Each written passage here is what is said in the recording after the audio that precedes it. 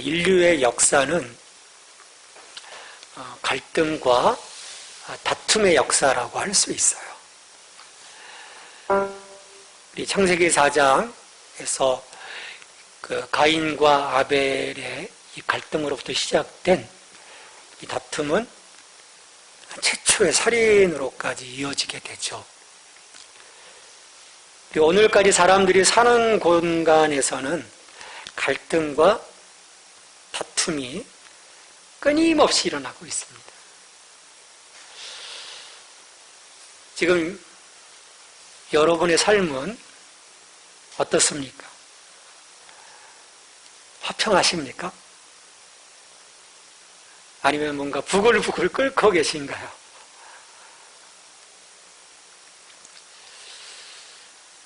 가정의 어떤 화목, 관계의 원만함, 이런 것들을 통해서 우리가 정말 평안해야 하는데, 이 시대를 보면 가족이 아픈 시대인 거예요. 많은 가족이 전쟁 중인 거예요. 가족 갈등을 사람들은 집안 문제로 이렇게 국한시키는 경향이 있어요. 저는 아니라고 봐요. 요즘 이 가족의 문제는 집안 문제가 아닌 사회 문제인 것 같아요. 그만큼 커져가고 있다는 거죠. 우리 사회도 갈등의 골이 굉장히 깊어지고 있습니다. 어떤 세대 간 갈등이 굉장히 크죠.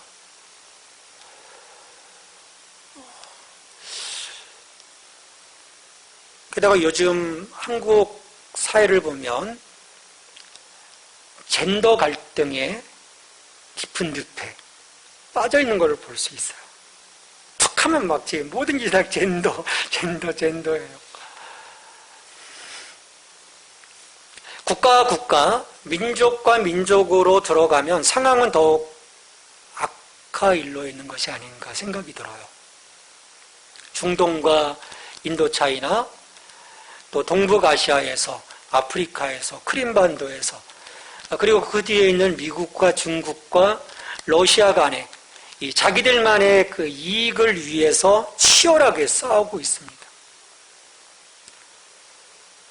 일촉즉발인 거예요. 이 지금 한번 터지면 어떻게 보면 세계대전인 거죠. 세상에 끊임없이 다투고 갈등하는 이유는 어디에서 비롯되었을까? 다른 많은 원인들을 우리가 이야기할 수 있겠죠. 어떤 뭐 역사적으로, 어떤 민족적으로, 또 사회적이고 심리학적인 그런 이유들을 들 수 있을 겁니다. 근데 저는 가장 중요하고 근본적인 이유를 살펴보고 싶어요. 물론 세상 사람들은 그걸 인정하지 않겠지만, 본래 창조된 세상은 어떤 세상입니까? 그 카오스, 뭔가 그 혼돈과 어둠의 질서를 주님이 질서 있고 평온한 어떤 조화로운 세상으로 사실은 만드셨거든요. 하지만 인간이 하나님처럼 높아지려고 하는 교만으로 인해서 가장 좋아야 할 하나님과 인간의 관계가 깨어지게 되고요. 하나님과 인간의 관계가 깨어지며 하나님께로부터 소외된 인간들은 점점 더 탐욕스러워지고 상생이 아닌 이기적인 삶을 살아가게 돼요. 그래서 이 성경만 보더라도 뭐 전체 역사를 봐도 마찬가지죠. 관계들이 더 어그러지고 서로 싸우고 죽이고 하는 비극적인 상황이 지속되는 것을 볼 수 있습니다. 하나님은 이런 그 비극적인 상황들을 돌이키고자 하셨어요. 샬롬을 위한 근본적인 해결책을 그래서 마련을 하십니다. 그게 예수 그리스도신 거예요. 죄로 인해 하나님과 화평을 누리지 못하고 하나님으로부터 이 멀어진 인간들을 위해서 하나님은 먼저 독생자 예수 그리스도를 세상에 보내시기를 기뻐하셨습니다. 희생 제물로 보낸 건데 하나님이 기뻐하셨던 거예요. 죄인된 우리를 하나님과 합평하게 하고자 이 땅에 오신 예수님은 십자가에서 화목 제물이 되셨죠. 골로새서 1장 20절 말씀입니다. 우리 말씀을 같이 읽습니다. 그의 십자가의 피로 화평을 이루사 만물 곧 땅에 있는 것들이나 하늘에 있는 것들이 그로 말미암아 자기와 화목하게 되기를 기뻐하심이라. 예수님은 십자가 희생을 통해서 화평하게 하는 자의 삶이 얼마나 소중하고 중요한 삶인지 우리에게 몸소 보여주셨어요. 다툼과 분열로 점철된 세상에서 우리는 그런 그 예수님의 본을 받아 소극적으로 대처할 수 없어요. 우린 본받아야 되는 거죠. 방관할 수 없는 거예요. 예수님은 이 악순환의 고리, 그 분열과 다툼과 갈등의 그 악순환 속에 있는 우리들의 삶을 끊어내도록, 그 일을 우리가 하도록 우리에게 화평하게 하는 자가 되라고 명하신 거죠. 화평하게 하는 자는 복이 있나니 그들이 하나님의 아들이라 일컬음을 받을 것이며, 화평을 만들어가는 삶이 복되다라고 말씀하시면서 너희들이 이 삶을 살라라는 거예요. 저 멀리 있는 다른 이의 복이 아니라 오늘 너의 복이다라고 선언해 주시는 것이죠. 그래서 이 하나님의 아들이라 일컬음을 받는 이 복을 누리기 위해 너희는 화평하게 하는 자가 되라. 화평이라는 뜻은요, 헬라어 에이레네, 히브리어는 샬롬과 연결이 되어져요. 샬롬은 구약에서 말하고 있는 평화의 핵심 개념입니다. 샬롬. 하나님과 이웃, 민족과의 관계를 포함한 삶의 모든 영역에서 완전함과 온전함을 의미해요. 극최상의 상태. 쉽게 말하면 모든 것이 다 원만한 거예요. 모낭부삭이 하나도 없는 거예요. 다 좋은 거예요.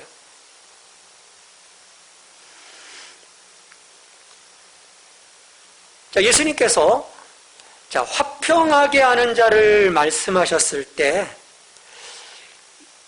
이 사람들은요, 단순히 평화를 위해서 무저항이라는 수동적 자세로 꾸준히 참는 사람을 의미하는 게 아니에요. 뭔가 화평을 위해서 우리는 참고 기다리는 그런 모습으로만 생각을 하는데, 지금 예수님이 말씀하시는 것을 보면 굉장히 적극적인 것을 볼 수 있어요. 화평하게 하는 자는 이 에이레나와, 평화라고 하는 에이레나와 행하다라고 하는 포이에오의 합성어예요. 에이레노 포이오스, 복수형으로 쓰였는데 이 말은 평화를 만들기 위해서 노력하는 사람들이라고 하는 어떤 그 적극적인 의미들을 갖습니다. 그 없는 그 상황 속에서 하나님의 그 샬롬을 이루기 위한 도구로서의 어떤 수동적인 것이 아닌 능동적인, 굉장히 적극적인 그런 그 의미들을 우리에게 요청하고 계시는 거죠. 그래서 이들은 대립과 갈등의 골이 깊은 곳으로 들어가 다투고 있는 사람들 사이에서 화평을 이루고자 하는 적극적인 사람들이라는 거죠. 그래서 그 속에 들어가 친밀한 관계 회복을 이룰 수 있도록. 결국 그러려면 무슨 문제가 해결되어져야 할까요? 실은 죄의 문제가 해결돼야 되는 거죠. 가서 우리는 단순한 그 피스를 전하는 것이 아닌 거예요. 우리 예수 믿는 사람들은. 그들 삶 속에 샬롬이 임할 수 있도록 근본적으로 갖고 있는 이 죄의 문제에 대해서 그들이 알게 하고 그 문제가 예수 그리스도 안에서 해결될 수 있도록 이 처방을 통해서 먼저 하나님과의 관계 회복, 그리고 그 하나님과의 관계 회복을 힘입어서 나와 너의 관계 회복이 이루어지도록 하는.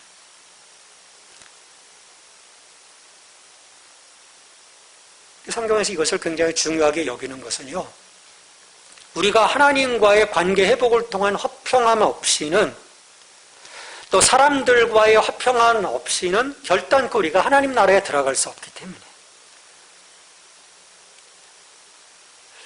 많은 신앙인들이 착각을 합니다. 나만 하나님과의 관계 안에 잘 있으면 되지. 아니에요. 나와 너의 관계. 그래서 하나님과 나와 너, 하나님 사랑과 이웃 사랑을 성경이 분명하게 말씀하신 이유가 거기에 있어요. 우리는 자꾸 절름발이시나 한쪽을 자꾸 외면하는 거예요. 한쪽을. 네, 그 문제를 풀어가기가 너무 어렵기 때문인 거죠. 하나님과의 관계 안에서 내가 엎어지고 울고 회개하고 정말 하나님 앞에 납작 엎드리면 되지만 인간은 납작 엎드린다고 해서 해결되는 문제가 실은 아니거든요. 내가 납작 엎드리면 어떻게 해요? 죄 많은 인간은 오히려 나를 더 짓밟으려고 하거든요. 그래서 우리 자꾸 외면하는 거죠. 너무 힘들어서. 근데 하나님은 같이 풀어가도록 하는 거예요. 화평을 이루는 것은요, 그만큼 우리 그리스도인들에게 중요한 것입니다. 외면할 수 없는 거예요. 이런 중요한 샬롬, 중요한 일이기에 이 샬롬은요, 실은 거저 이루어진 것이 아닌 거예요. 아까 서두에서 말씀드린 것처럼 예수님의 희생이라는 대가를 사실 치렀거든요. 그리고 무엇보다도 이 사건 속에서 하나님이 화평을 이루시기 위해서 자기 아들 속에서 자기를 낮추셨어요. 저는 이 사실에 굉장히 주목해요. 하나님이 화평함을 위해서 아들 안에서 자기를 낮추신 사건. 실은 이게 십자가의 사건이거든요. 그러니까 이걸 보면서 우리는 알아야 되는 거죠. 우리 역시 화평하게 하는 일에 있어서 우리의 희생이 요구된다는 사실이에요. 우리는 이 부분을 자꾸 인정 안 하죠. 내가 굳이 희생해 가면서까지 이 일을 해야 되나? 근데 주님은 그렇게 하도록 명하시는 거죠. 자, 희생 위에 이루어진 이 샬롬이기 때문에 실은 더욱더 소중한 겁니다.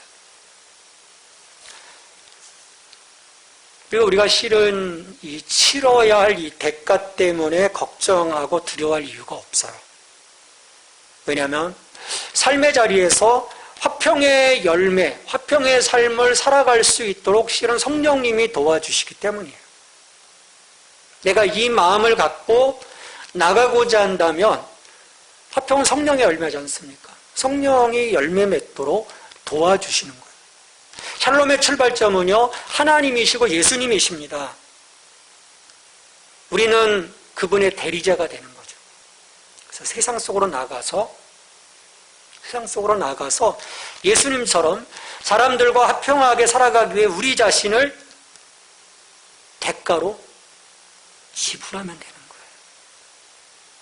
그래서 이 화평하게 하는 자의 이 복과 온유한 자의 복이 연결이 됩니다. 우리가 온유함으로 사실은 나아갈 수 있어야 하는 거죠. 거기에서 자기 자신을 내려놓을 수 있는. 샬롬은 절대적인 힘이 아닌 절대적인 희생을 통해서 이루어진다는 것을 우리가 잊지 말아야 되는 거죠. 예수님이 그걸 보여주셨거든요. 어떤 그 신적인 우위를 통해서 이루어가신 게 아니에요. 아버지도 아들도 다 낮아지심을 통해서 자기를 내어주심을 통해서 우리 안에 샬롬을 이루어 주신 거거든요. 내가 진정 화평하게 하는 자가 되려면 그 분열과 갈등의 골이 깊어져 있는 그 현장 속에, 그 가정 속에, 그 공동체 속에, 그 직장 속에, 그 교회 속에 자기를 던지고 사람이 만들어 놓은 이 분열과 갈등을 온전하게 치유하시는 하나님의 회복, 그것을 기다릴 수 있어야 하는 것입니다. 다툼과 갈등 가운데 있는 이들을 위해서 진정으로 또한 기도해야 하는 거죠. 그러니까 기다림과 그리고 무작정의 기다림이 아닌 기도 가운데입니다. 이걸 통해서 그 공동체 안에, 그 가정 안에 이제 샬롬이 이루어지는 거예요. 이 외교적인 그 말로서의 샬롬은요, 실은 임시적인 처방입니다. 다시금. 그래서 늘 세상은 전쟁인 거잖아요. 뭔가 휴전했다, 정전했다, 다시 터졌다. 휴전했다, 정전했다, 터졌다. 계속 그게 반복되는 거죠.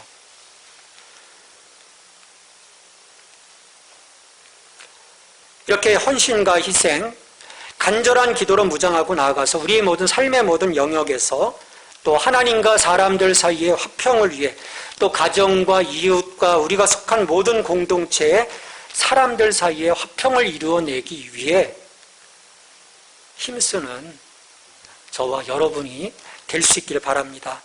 세상 사람들은요, 결코 화평을 이룰 수 없어요. 이건 자연적인 인간의 품성으로 이룰 수 없는 영역입니다. 여러분, 왜 그렇습니까? 이 사람들은요, 하늘로부터 임한 진정한 샬롬을 실은 경험하지 못했어요. 오직 그리스도 안에서 하나님과 화평함으로 샬롬의 은혜를 경험한 하나님의 자녀들만이 세상에서 화평하게 하는 자, 샬롬을 이루어가는 자들이 될 수 있습니다. 예수님의 방법을 배웠거든요. 그 하나님의 모습을, 그 샬롬을 이루어가는 과정 속에서 배웠거든요. 내게 임한 샬롬이 없는데 만일 그것을 할 수 있다면 그 평화는 급조된, 그래서 언제고 깨질 거짓 평화일 뿐입니다. 많은 사람들이 여기에 속고 있죠. 거짓 평화에. 그러기에 화평의 중요한 목표를 이루기 위해선 무엇보다도 자기 자신과의 화평을 먼저 이루어가야 합니다. 하나님과의 관계 회복이 이루어졌어요. 근데 부족한 거예요. 그 하나님과의 관계 회복을 통해서 내가 누구인가, 나 자신에 대한 확신과 신뢰를 아직 회복하지 못한 그 상태에서는 실은 나와 너와의 화평을 이루어갈 수가 없는 거죠.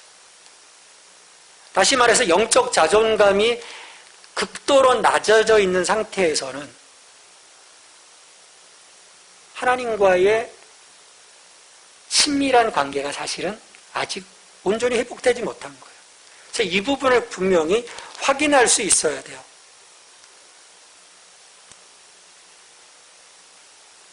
우리가 신앙 안에 있다고 하면서도 어떤 그 자신의 내면이 부서지고 분열된 채로 살아갈 수 있습니다.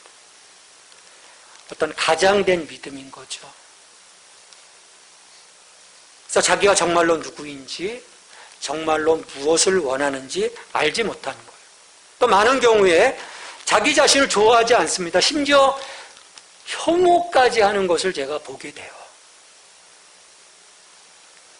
이런 이들은 자신을 향해서 이렇게 말하곤 합니다. 난 아무짝에도 쓸모없어. 난 절대로 그것을 정확하게 해낼 수 없을 거야. 난 실패한 사람이야.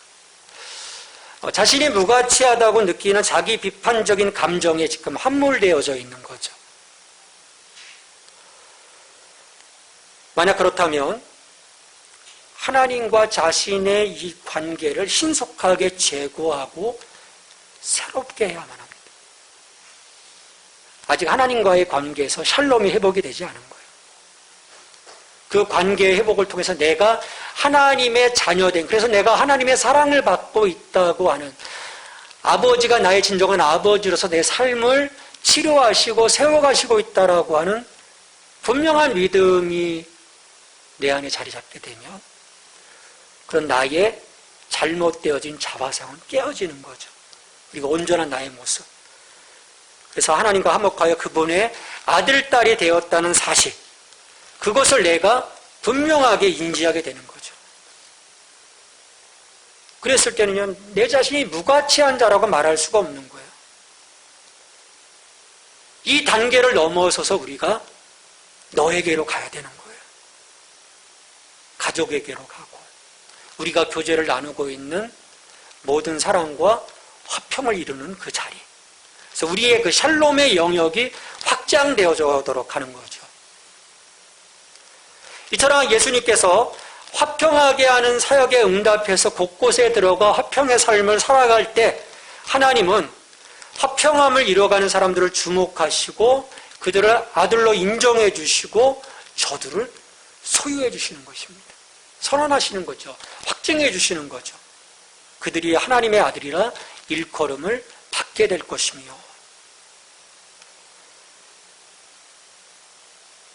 무엇보다도 우리가 하나님의 아들이 된다는 것은요, 하나님의 자녀가 된다는 것은 놀라운 축복이에요. 그분의 상속자가 된다는 거죠.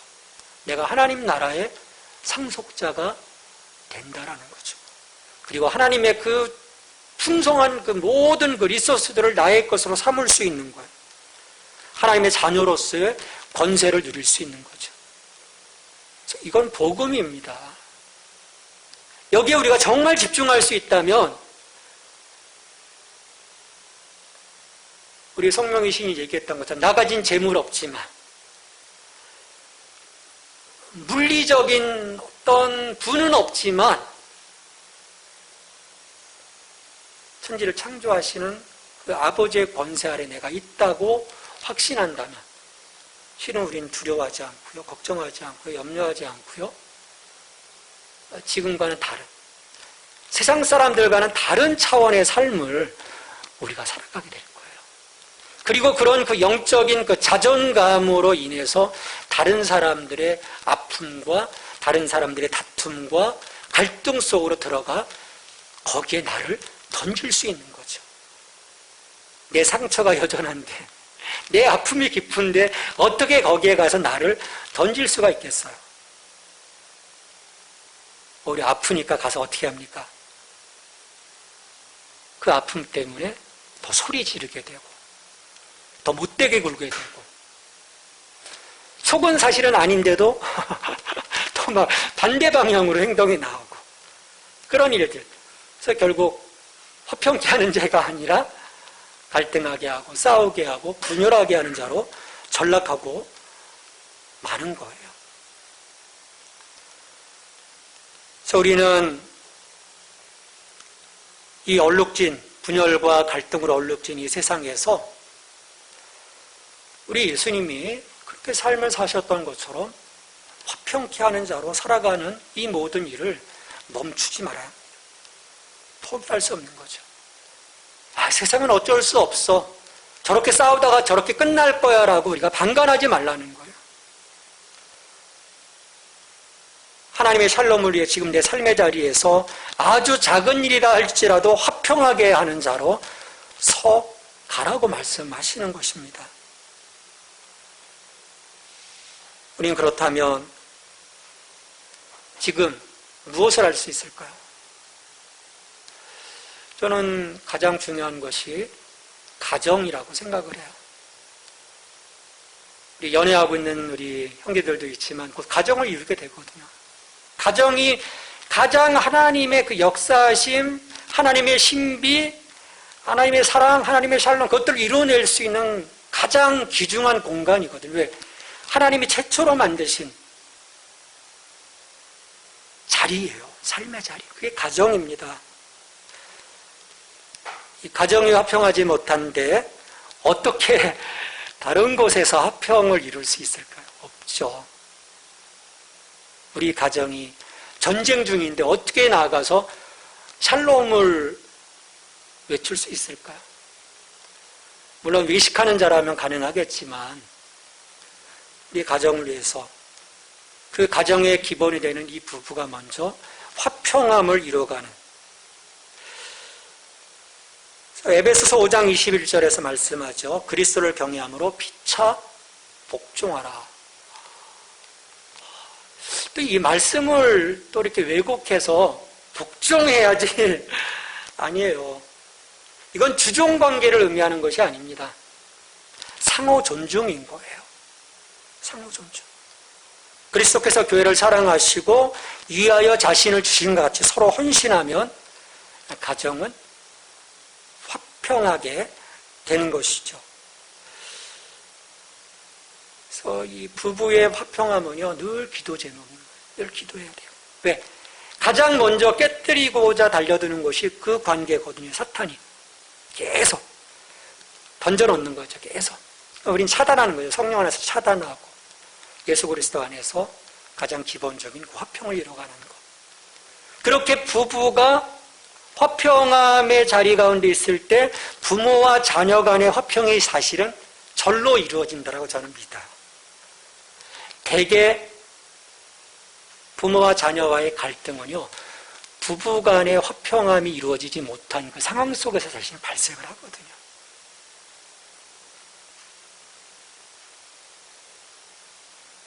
우리는 믿음의 선한 모습이 우리 자녀들에게로 흘러갈 수 있도록 우리의 삶을 살아가야 할 뿐만 아니라 또 기도해야 하는 거죠. 우리 부모님들의 가장 어떤 무기가 내가 너를 어떻게 키웠는데 소유권 주장이거든요. 실은 우리 아이에 대한 소유권 주장을 내려놔야 돼요. 그럴 때 아이들이 평화롭게 사실 커갈 수 있는 거죠. 직장에서도 마찬가지입니다. 서로가 자기를 주장하지 않는다면, 항상 자기 주장 때문에, 자기 고집 때문에 항상 그 직장이라는 공동체의 그 화평이 깨어지는 거예요. 우리가 어떤 자리건 진정 긍휼의 마음으로 바라볼 수 있다면, 또 온유한 마음으로 바라볼 수 있다면, 또 저 사람을 위한, 나를 위한 애통하는 그 마음으로 바라볼 수 있다면 우리는 예수님처럼 나를 희생하고 그곳이 어떤 곳이든 간에 하나님의 샬롬을 이루어갈 수 있을 것이라고 믿어요. 우리가 그 삶을 살아가야 하는 것이죠. 물론 화평하게 하고자 하는 우리의 노력이 결실 없어 보일 때도 있습니다. 정말 특별히 자녀를 키워갈 때 사랑으로 그 부부가 서로 화평하며 아이를 위해서 기도해도 그런 그 짧은 어떤 그 어려움의 순간들이 실은 있어요. 그러나 우리가 끝없이 수고한다면 이건 실패로 끝나지 않는다라고 봐요. 왜? 하나님께서 샬롬을 원하시고 그것을 마침내 이루어 주실기 때문인 거죠. 그러니까 기다림 속에서 하나님을 신뢰하는 마음만 지켜가면 되는 거죠. 저 갈라디아서 6장 9절에서 말씀합니다. 우리가 선을 행하되 낙심하지 말지니 포기하지 아니하면 때가 이름에 거두리라. 때가 이름에. 이건 우리의 때가 아닙니다. 하나님의 때인 거예요. 그러기에 우리는 항상 삶의 모든 영역에서 평화의 사도가 되어야 합니다. 부부 간의 평화의 사도, 부모와 자녀 간의 평화의 사도, 이웃과의 평화의 사도, 지체들과의 평화의 사도.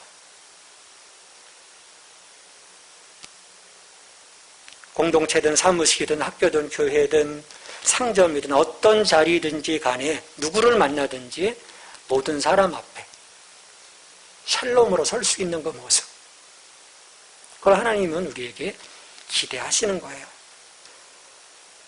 오래전 자신의 그 모든 것을 내던지고 하나님을 사랑하고 이웃을 사랑하려고 애썼던 아시시의 성 프란체스코는 하나님께 이렇게 간절히 기도를 합니다.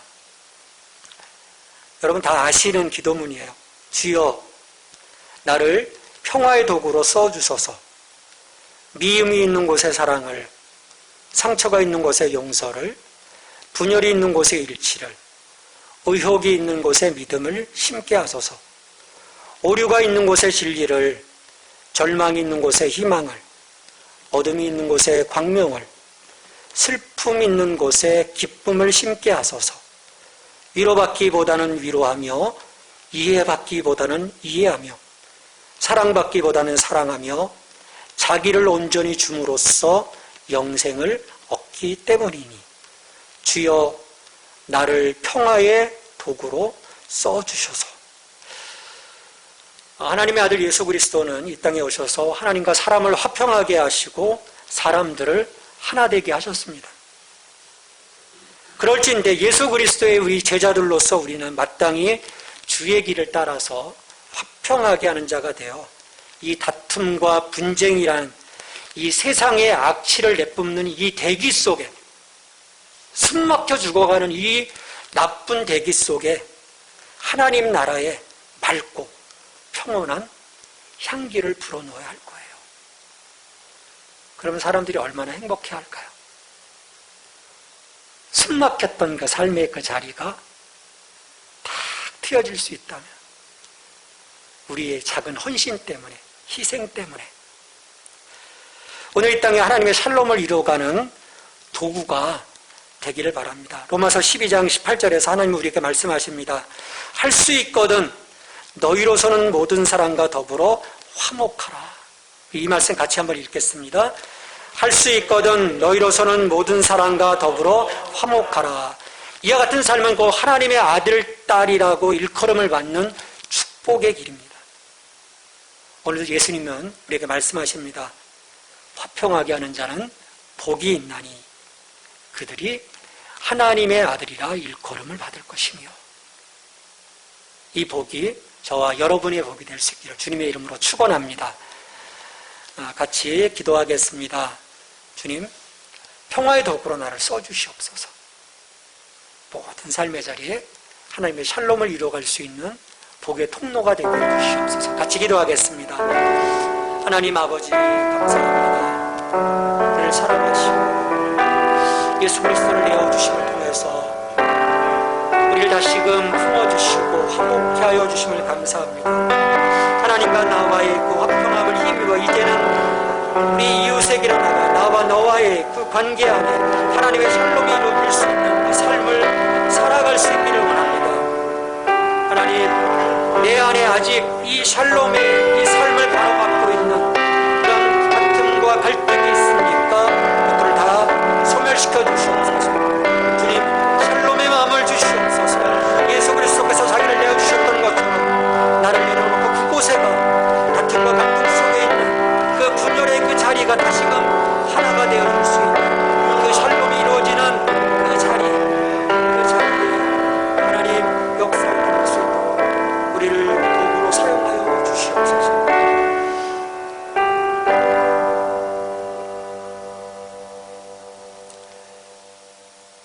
화평하게 하는 자가 복이 있다라고 말씀하셨습니다. 주님, 제가 있는 모든 삶의 자리에서 사람들 그 삶 속에 샬롬을 이루는 삶을 살아가게 하여 주시옵소서. 우리가 있는 그 모든 자리에서 다툼과 갈등과 분열이 소멸되게 하시고 오직 사랑 안에서 하나 되어지는 놀라운 축복이 임하도록 저희들을 그 복의 통로로 사용하여 주시옵소서. 이를 위해 우리 자신을 내려놓을 수 있는 하나님 그 따뜻한 마음을 주시옵소서. 주장하고 고집했던 그런 그 마음들이 아니라 긍휼의 마음으로, 온유한 마음으로, 애통해하는 마음으로 타자를 품을 수 있는 주님의 마음, 주님의 심장을 저희들에게 주시옵소서.